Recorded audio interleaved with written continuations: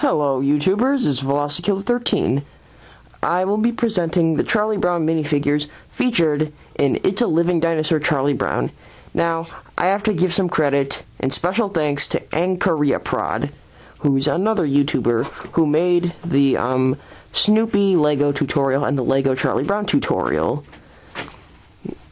And my brother / director took influence from this since he's a Charlie Brown fan and made both Charlie Brown and Linus, but I made the rest of the figures, but he worked on other things too having to do with Charlie Brown Legos. Now let's begin with Charlie Brown himself. Looks pretty close, including the zigzags on his shirt, and has the 2 specks of hair on the back of his head. Oh, good grief.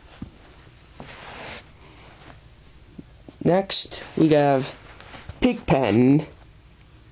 I made him. My brother made Charlie Brown. I made sure to put all these specks and crap all over his gray shirt. Next, we have Linus. He's called Linos in Spanish. Just a little fun fact. Now, we made sure to put all of his hair on right. Well, my brother did this. His hair looks pretty good. His left eye's a little messed up, but he looks okay. Oh yeah, and we gave Pigpen some hair too. Kind of messy looking, just as he's depicted. Next, we have the star of the show, Snoopy. He doesn't have a mouth because usually he doesn't have. It appears that he doesn't have one. He has a spot on his back, and we didn't use a tail like ancorreaprod suggested, since it would fall off. And his nose broke once, so I painted it up and fixed it. His legs were originally brown, but they're painted white. And of course, he's pretty much a major character. Next, we have Schroeder, the musician. Now, he probably has the second largest head of these figures. We painted his shirt purple. Not much to say about him. Next, we have Sally Brown. I know what you're thinking, she looks messed up. And you're right. My brother painted her face, which it looks fine in the 1960s standards. Her hair, not wide enough. She almost looks like she has horns sticking out of her head. Satan! I know. She might even look like Satan. Next, we have an epic failure. Lucy. I mean, well, we didn't want to paint her body for obvious reasons. Her head's too big in proportion with Charlie Brown's. See that? Well, her head's kind of too big, that's it. I could have done her hair a little bit better. Next, I will show you some minor characters. Here we have Violet Gray, who is one of the girls who makes fun of Charlie Brown. There might be a link to Failure Face somewhere. I'll try to do that. And she's the tall girl with a bun. You see her quite a few times. And one of Lucy's best friends. Next, we have another friend of hers, Patty, not to be mistaken with Peppermint Patty for the 100th time. She has the orange bow on her head. Sometimes she has 2, sometimes she has 1 just on this side. Of course, we painted her shirt orange and has some diagonal lines. And pretty much a decent figure. Next, we have Shermie. He's the kid in Charlie Brown Christmas who complained about being a shepherd every single Christmas. I could have done his hair a little bit better. Not much to say about him. Next, we have 5, and you guys might not even know what I'm talking about. 5 was the kid doing one of the memorable dances in Charlie Brown Christmas. He's like...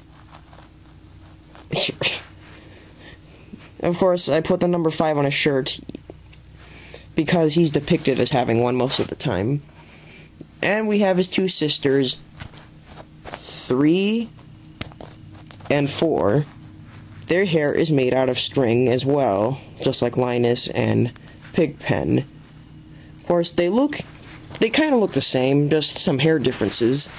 And this one, I drew the number 4 on his shirt, the other one number 3, so we could tell them apart more easily.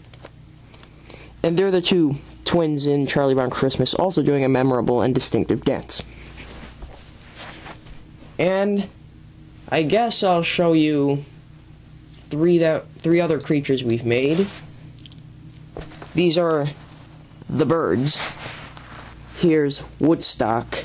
They all look just about the same except for this one with a white beak. We didn't have 3 of these yellow elements, so made 3 of them. One of them could be Woodstock, the other 2 could be any one of them, like Wilson or Oliver or Harriet. Now I'll show you the accessories as featured in Charlie Brown, or should I say the Charlie Brown and Snoopy show, the kite-eating tree. It's just a bunch of brown, green pieces, and I taped a mouth to it. Pretty simple. Next we have Lucy Van Pelt's psychiatric stand. Such a stupid. You could just put Lucy right here. Oh, that's got knocked down. Nickels. Yeah, and there's her little nickel can right there. You could just put her behind it. And here we got Schroeder's piano. I didn't draw on this to make the keys. Just sort of have him practice. Oh, and for the kite-eating tree, you could put Charlie Brown underneath it. I didn't make a kite for him, though. Next, we have a sandbox. Just a basic box with some tannish clumps in there. And what you can do is put 3 and 4 inside. Now, you may have never seen this special, but it was called You're in Love, Charlie Brown.